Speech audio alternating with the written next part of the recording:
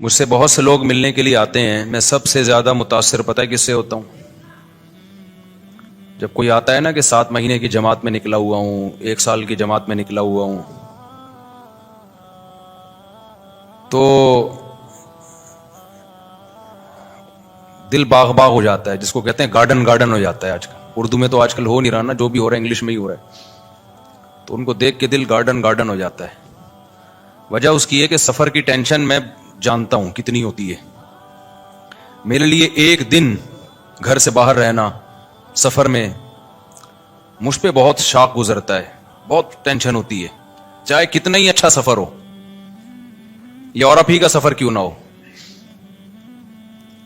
وہ میری ایک تقریر بڑی مشہور ہو گئی، میں یورپ گیا تھا 1 مہینے کے لیے، 15 دن میں آ گیا، تو بڑی مشہور ہو گئی۔ لوگ تو جاتے ہیں کہ یورپ جا رہے ہیں 15 دن کے لیے جائیں گے تو 6 مہینے تک نہیں آنے کا دل چاہتا ان کا۔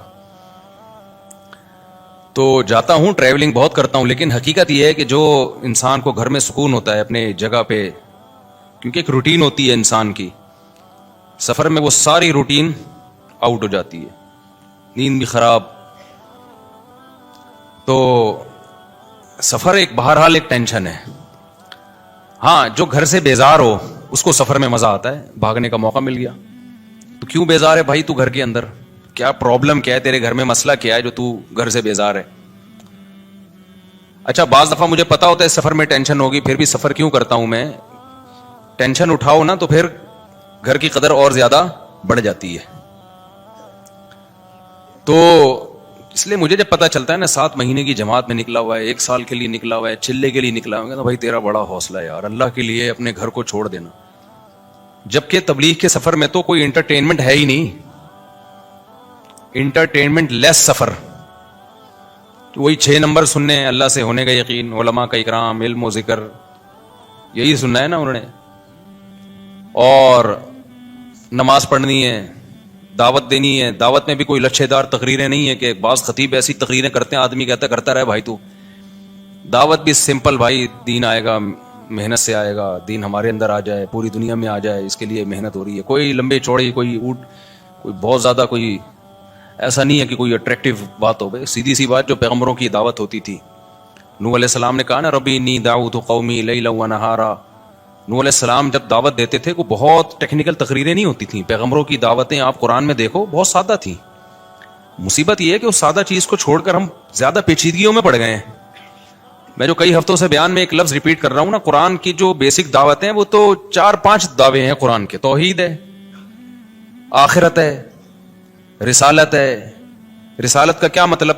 توحید کا مطلب جو تبلیغ والے بتا دیتے ہیں آسان لفظوں میں، ایک تو توحید جو علماء ایکسپلین کرتے ہیں وہ تو ایک مدرسوں میں کہ ما فوق الاسباب اختیارات، یہ سمجھنا کہ اللہ کے سوا کسی اور کے پاس ہیں تو یہ شرک ہے۔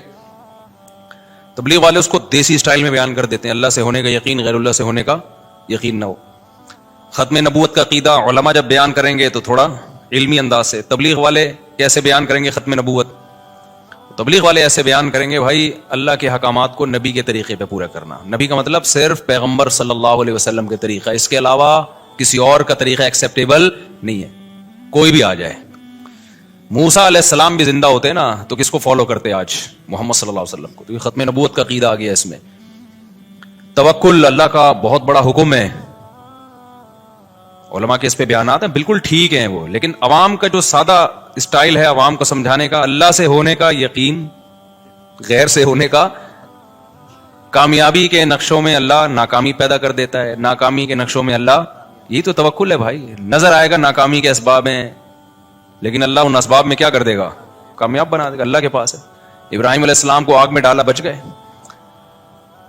پچھلے ہفتے تو میں نے پورا بیان اس پہ کیا تھا نا، لوگ کہتے ہیں فضائل اعمال میں شرک ہے، اگر شرک ہوتا تو تبلیغ والوں سے بڑا توحید پرست تو ہم نے دیکھا نہیں بھائی۔ وہ تو یہ تو ہوتا ہے کہ ہمیں شکایت ہوتی ہے توکل میں بعض دفعہ غلو کر دیتے ہیں، یعنی اسباب کی بالکل ہی نفی کر دیتے ہیں۔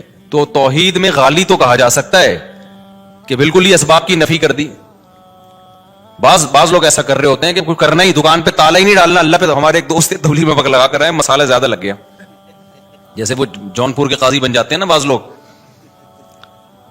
مسالہ زیادہ لگے تھے نا، جونپور کا قاضی بن گیا تھا ایک آدمی، تو ان کو مسالہ زیادہ لگ گیا۔ اب ہمارے استاذ ایک عالم بیٹھے ہوئے ان کے پاس، وہ کہنے لگے کہ حضرت اللہ سے ہوتا ہے, اللہ کے علاوہ سے نہیں ہوتا. ہمارے استاذ کو شرارت سوجی تھوڑی سی, انہوں نے کہا اگر بجلی کے اس میں ہاتھ دو سوئچ میں اور بٹن دبا دو تو اللہ سے ہوگا, کیا ہوگا پھر؟ یعنی انہوں نے کہا یعنی مرو گے کہ نہیں مرو گے؟ انہوں نے کہا اگر اللہ چاہے گا تو مریں گے, اللہ نہیں چاہے گا تو نہیں مریں گے. بات بالکل صحیح ہے. انہوں نے کہا اچھا کسی میں اللہ پہ بہت زیادہ توکل ہو تو وہ ساکٹ میں ہاتھ ڈال کے بٹن دبا سکتا ہے؟ انہوں نے کہا جب اللہ پہ بہت زیادہ توکل ہو جائے نا کسی کا تو وہ بجلی کے ننگے تار کو بھی پکڑے گا, اس کو کرنٹ نہیں لگے گا. ہمارے استاذ نے کہا بھائی یہ کیا کر رہا ہے بھائی تو ابھی مسالہ زیادہ لگ گیا ہے کیا؟ جتنا بھی توکل ہو اللہ پہ, جب بجلی کی ننگی تار کو پکڑیں گے نا تو مریں گے.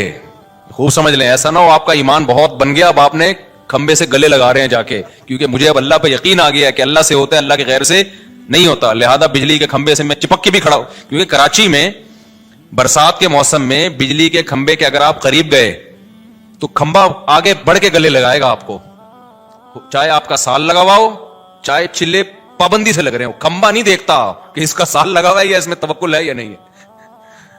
اچھا ماشاءاللہ ماشاءاللہ. تو ہمارے استاذ نے کہا توکل کا یہ مفہوم نہیں ہے.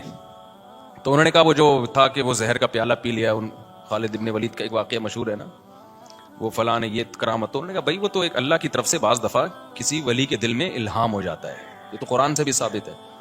اس الہام اتنا یقینی ہوتا ہے کہ اس ولی اللہ کو پتا ہوتا ہے میں یہ کام کر لوں گا تو مجھے نقصان نہیں ہوگا. تو اگر ایسا الہام کسی کو ہو گیا اور اس کو یقین ہو گیا تو پھر وہ اللہ پہ توکل پہ کر لیتا ہے. لیکن نارملی اس کا توکل سے تعلق ہی نہیں ہے. جیسے ایسے واقعات ہیں نا, کڑھائی میں ہاتھ ڈال دیا, تو ایسے واقعات ہوتے رہے ہیں, کچھ نہیں جلے. تو یہ اس کی اجازت نہیں ہے کہ آپ کا اللہ پہ بہت توکل ہے تو آپ نے پتا چلا جی کڑھائی میں ہاتھ ڈال دیا کہ مجھے چونکہ اللہ سے ہونے کا یقین ہے لہذا میں ہاتھ ڈالوں گا کڑھائی میں. تو نہیں, جتنا بھی اللہ سے ہونے کا یقین ہو کڑھائی جلائے گی آپ کو, کیونکہ اللہ سے ہونے کا یقین کا مطلب یہ تھوڑی کہ کڑھائی جلائے گی نہیں. اللہ کہے گا مجھ سے ہوتا ہے تو کڑھائی جلائے گی تو میرے آرڈر سے جلائے گی نا, اس میں ایسی کون سی بات ہے؟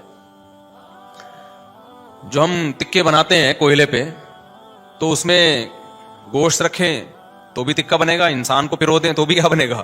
تکا ہی بنے گا اس کا. تو ابراہیم علیہ السلام کو تو اللہ نے بچا لیا, وہ تو اللہ نے معجزاتی طور پہ بچا لیا. ان کے پاس تو بچنے کا آپشن ہی نہیں تھا نا. ابراہیم علیہ السلام اپنی مرضی سے تھوڑی جا رہے تھے آگ میں, لیکن اپنی مرضی سے آگ میں چھلانگ لگانا اس نیت کے ساتھ کہ اللہ بچا لے گا, خودکشی کا گناہ ہوگا. اگر چھلانگ لگا لی تو مرو گے, خودکشی کا گناہ ہوگا. ہاں اگر اللہ نے کسی کے دل میں الہام کر دیا, اور اتنا قوی الہام کہ جیسے حضرت مریم پیغمبر نہیں تھی, اللہ کی ولی تھی, لیکن جبریل جب انسانی شکل میں آئے تو ان کو اشکال ہوا, لیکن جب انہوں نے بتایا کہ میں جبریل ہوں تو حضرت مریم کے دل میں اللہ نے القاء کر دیا کہ یہ سچ کہہ رہے ہیں, یہ فرشتے ہیں, یہ انسان نہیں ہے. تو یہ اللہ اور بندے کا معاملہ ہے, لیکن دوسرے کے لیے پھر بھی وہ حجت نہیں ہے. تو خیر میں جلدی سے بات کو سمیٹوں تو قرآن کے جو چند مخصوص احکامات ہیں نا بہت سادہ ہیں. تو مولانا الیاس رحمۃ اللہ علیہ کا کمال یہ ہے کہ انہوں نے دعوت اور تبلیغ کو بہت آسان اور سادہ بنا کے پیش کیا کہ ایک گاؤں دیہات کا آدمی جس کو الف بے بھی نہیں آتی اس کو بھی سمجھ میں آئے, اس کو بھی پتا چل جائے کہ مجھے بننا کیا ہے. اور یہی پیغمبروں کا طریقہ تھا. آپ دیکھ لیں نوح علیہ السلام کیا کہتے ہیں, ربی انی دعوت قومی لیلا و نہارا, اے اللہ میں نے دن اور رات اپنی قوم کو پکارا, فلم یزدہم دعائی الا فرارا. آگے وَإِنِّي كُلَّمَا دَعَوْتُهُمْ لِتَغْفِرَ لَهُمْ جَعَلُوا أَصَابِعَهُمْ فِي آذَانِهِمْ وَاسْتَغْشَوْا ثِيَابَهُمْ وَأَصَرُّوا وَاسْتَكْبَرُوا اسْتِكْبَارًا. آگے کیا ہے, ثُمَّ إِنِّي دَعَوْتُهُمْ جِهَارًا. آگے کیا ہے, حالانکہ میں فجر میں روز پڑھ رہا ہوتا ہوں, یہ أَعْلَنْتُ لَهُمْ وَأَسْرَرْتُ لَهُمْ فَقُلْتُ اسْتَغْفِرُوا رَبَّكُمْ إِنَّهُ كَانَ غَفَّارًا يُرْسِلِ السَّمَاءَ عَلَيْكُمْ مِدْرَارًا وَيُمْدِدْكُمْ بِأَمْوَالٍ وَبَنِينَ وَيَجْعَلْ لَكُمْ جَنَّاتٍ وَيَجْعَلْ لَكُمْ أَنْهَارًا مَا لَكُمْ لَا تَرْجُونَ لِلَّهِ وَقَارًا وَقَدْ خَلَقَكُمْ أَطْوَارًا. یہاں سے دعوت کی دلیل شروع ہو رہی ہے کہ بھئی تم اس اللہ کو کیوں نہیں مانتے جس نے تمہیں مختلف مرحلوں میں پیدا کیا ہے. پہلے مٹی, پھر منی کا قطرہ بن گئے منی, پھر ماں کے پیٹ میں جا کے جمع ہوا خون بن گئے. یہ کیسے تغیرات ہیں, کوئی میچنگ نہیں ہے مٹی میں اور اسپرم میں, کوئی میچنگ ہے؟ اب سائنسدان تو بیٹھ کے وہ کچھ نہ کچھ کرتا رہے گا بیٹھ کے, لیکن جس کو اللہ پہ ایمان لانا ہے نا اس کے لیے اتنی دلیل کافی ہے. یار کیا سافٹ ویئر انسٹال کیے ہیں مٹی کے اندر کہ جب وہ ماں باپ مٹی سے بنی ہوئی خوراک کھاتے ہیں تو اس کے اسپم بننا شروع ہو جاتے ہیں. عجیب ہی چیز بن رہی ہے بالکل. اور وہی اسپم ماں کے رحم میں جاتے ہیں تو وہ بلڈ میں چینج ہو جاتا ہے. چلو یار یہ اتفاق ہو رہے تھے, اتفاق سے ہونے والی چیزوں کے ریزلٹ اتنے خوبصورت نہیں ہوتے کہ وسیم بھائی پیدا ہو رہے ہیں, غفار بھائی پیدا ہو رہے ہیں, سبکتگین پیدا ہو رہا ہے, رزلٹ کیا آ رہا ہے؟ یہ جو اتفاق ہے نا, آپ کو پتا ہے نا, جو ابھی پھر میں ایتھیزم کے خلاف تقریر شروع کر دیتا ہوں, میرا یہ ٹاپک نہیں, لیکن تھوڑا سا بولنا پڑے گا مجھے, کہ جب تک اللہ دماغ میں بیٹھے گا نہیں, کھوپڑی میں بات آئے گی نہیں. یہ جو کہتے ہیں لا آف چانس, تو چانس ہی اردو میں ہم کہتے ہیں, فی الحال میں چانس ہی کہہ دیتا ہوں. اب جیسے ایک صاحب مجھے کہنے لگے, وہ ہم تو جنوری کہتے ہیں نا بھائی, فروری جنوری, ہماری زبان سے فروری آسانی سے نکل جاتا ہے. اب جیسے عربی لوگ ہیں فبرائر کہتے ہیں فروری کو, یونیو جنوری کو. تو ہر زبان جب کسی بھی لفظ کو قبول کرتی ہے نا, تو اس کو کاٹ چھانٹ کے لیتی ہے, وہ اپنے حساب سے ایڈجسٹ کرتی ہے کہ ہمارے ہاں اس کی جو پروننسیشن ہے وہ کیسے ہو سکے, اس کا تلفظ کیسے ہوگا. تو یہ ہر زبان کا قاعدہ ہے کہ جب بھی وہ کسی دوسری زبان کے لفظ کو گود لے گی تو وہ ایز اٹ از نہیں لیتی کبھی بھی, وہ اپنے حساب سے کیا کرتی ہے, اس میں قط و برید کرنے کے بعد نا اس کو کاٹ چھانٹ کے وہ لے کر آتی ہے. تو پھر وہ دوسری زبان میں جا کے, جیسے پیٹرول ہے, اب میں نے پیٹرول ڈلوانا تھا, میں نے کہا بھائی اتنے لیٹر پیٹرول ڈال, دیکھنا مجھ سے پیٹرول ہوتا ہے, پیٹرول نہیں ہوتا. اب میں نے کہا ہم لوگ کیا, یہ دیکھ یہ پیٹرول ہوتا ہے, یہ دیکھ رہے یہ پیٹرول ہے. تو کوئی لفظ جب کسی زبان میں چلا گیا نا, جب تک گیا نہیں ہے تو پھر تو اسی اسٹائل سے بولنا چاہیے جو اس زبان میں ہے. لیکن جب آپ کی زبان نے اس کو ایکسپٹ کر لیا اور اپنی زبان کا حصہ بنا دیا, تو پھر آپ کی اہل زبان جس طرح سے بول رہے ہیں اس طرح بولنے میں کوئی حرج نہیں ہے. خیر, تو ایک ہے لا آف چانس, اتفاق سے چیزوں کا وجود میں آنا. جیسے آپ جا رہے تھے اور اوپر دیکھ کے جا رہے تھے, آپ نے دیکھا گٹر کا ڈھکن بند ہے, کراچی میں آپ نے دیکھا گٹر کا ڈھکن بند ہے, تو آپ نے ٹرائی کیا کہ میں اوپر دیکھ کے چلتا ہوں. آپ اوپر دیکھ کے جا رہے ہو, ایک چور آیا, گٹر کا ڈھکن چوری کر کے لے گیا. ابھی کچھ دن پہلے ایک ویڈیو بھی آئی ہے, ایک چور کراچی میں گٹر کا ڈھکن چوری کر رہا ہے, تو دھڑام سے آپ نیچے گر گئے. حالانکہ نہ چور کی یہ نیت تھی, نہ آپ کی کوئی خودکشی کی نیت تھی, آپ تو ویسے ہی کچھ کوئی کبوتر دیکھ کے جا رہے تھے کسی کا, یا کوئی کھمبا اوپر کچھ دیکھ رہے تھے کیا ہو رہا ہے. آپ نے تو دیکھا تو تھوڑی دیر پہلے یہ گٹر کا ڈھکن کیا ہے, یہ ڈھکا ہوا ہے. تو نہ چور کی یہ نیت تھی نہ آپ کی نیت تھی, لیکن بائی چانس آپ کی ڈیتھ ہو گئی, آپ گر گئے. ہوتا ہے نا یار, یہ اتفاق سے, کیا کہتے ہیں بھائی, یہ کیا ہو گیا, یہ اتفاق سے ایسا ہو گیا, اتفاق سے ایسا ہو گیا. یہ بہت مشہور لفظ ہے, یا حسن اتفاق دیکھیے کہ آپ کا تذکرہ چل رہا تھا اور آپ ہی سامنے آ گئے. میرے ساتھ تو ایسا بہت ہوتا ہے, لوگ بیان سن رہے ہوتے ہیں میرا, میں سامنے سے گزر جاتا ہوں, یوں کر کے دیکھ رہے ہوتے ہیں, کہہ رہے ہیں حسن اتفاق ہے بھائی, آپ کا بیان سننے تھے, بندہ سامنے کھڑا ہوا ہے, اپنے آپ کو یوں کر کے مار رہے ہوتے ہیں کہ سو تو نہیں رہے, نیند تو نہیں, خواب تو نہیں دیکھ رہے. تو یہ اتفاقات دنیا میں ہوتے رہتے ہیں. تو اگر یہ کائنات خود سے بنی ہے میرے بھائی, اتفاق سے بنی ہوگی, تو پتہ ہے آپ کو ایک سائنسدان کیا کہتا ہے, فرانس کا ایک سائنٹسٹ ہے, وہ یہ کہتا ہے کہ اگر ہماری جیب میں 10 سکے ہوں نا, 10 سکے, یہ مثال بہت خاندانی ہے, اس کو سمجھو اچھی طریقے سے. میں نے اپنی جیب میں پرچیاں ڈالیں 10, ایک پہ لکھا 1, دوسری پہ لکھا 2, تیسری پہ لکھا بولو 3, چوتھی پہ لکھا, یہ سائنٹسٹ کا نام بھی میرے ذہن سے نکل گیا, چارلز گوئے کر کے آ رہا ہے آخر میں, کچھ بیچ کا مجھے وہ بڑی مشکل, اس کی بہت ہی مشکل سے نکلتا نہیں منہ سے میرے, وہ بہت مشکل لفظ ہے وہ. تو کبھی انشاءاللہ وہ کتاب سامنے رکھے نا, اس کا نام میں انشاءاللہ آپ کو بتا دوں گا, خود ہی پڑھ لو کیا لکھا ہوا ہے یہ. تو اس نے ایک بڑی زبردست مثال دی ہے کہ آپ ایک پرچی پہ لکھیں 1, دوسری پہ لکھیں 2, تیسری پہ لکھیں 3, اس طرح 10, اور جیب میں ڈال دیں وہ پرچیاں. جب آپ ایک ہاتھ ڈال کے ایک پرچی نکالیں گے تو اس کا کتنا امکان ہے کہ پہلے نمبر والی 1 والی ہی نکلے, مکس بھی کر دیا آپ نے بھائی, 100-200 دفعہ شاید یہ عمل دہرائیں, یا 50 دفعہ یا 10 دفعہ, تو 10 دفعہ میں ہو سکتا ہے ایک دفعہ ایسا ہو جائے کہ نمبر 1 والی نکل آئے پرچی. ایسا ہی ہے نا, ایسا تو بہت ہی کم چانس ہے اس کا کہ آپ نے ہاتھ ڈالا اور پہلی پرچی نکلی, ہے چانس لیکن بہت کم. پھر اس کا کتنا چانس ہے کہ آپ جب ہاتھ ڈال کے پرچی نکالیں تو اتفاق سے پہلے نمبر پہ پہلی والی اور دوسرے نمبر پہ دوسری والی, یہ چانس اور کم ہو جائے گا. تو اس طرح پہلے نمبر پہ پہلے والی نکلے, دوسرے نمبر پہ دوسری والی نکلے, تیسرے نمبر پہ تیسری والی نکلے, اس کا اور کم چانس ہوگا. یعنی 100 آدمیوں کو آپ لگا دیں اس کام پہ تو 100 میں شاید ایک ایسا ہو جس نے پہلے نمبر پہ پہلی نکلی, دوسرے نمبر پہ دوسری, تیسرے نمبر پہ تیسری. اب اگر آپ یہ چاہتے ہیں کہ پہلے نمبر پہ پہلی نکلے اتفاق سے, دوسرے نمبر پہ دوسری, تیسرے نمبر پہ تیسری, چوتھے نمبر پہ چوتھی, 5ویں نمبر پہ 5ویں, چوتھی پہ ایک, مجھے یاد آیا بھی میں جہاز میں آ رہا ہوں, ایئر ہوسٹس نے مجھے دیکھا نا, ایک بندے نے مجھے ساتھ بیٹھے ہوئے دوست نے بتایا, ایروسن سے جیسی میرے پہ نظر پڑی نا, دوسرے بندے سے کہہ رہی ہے اشارہ کر کے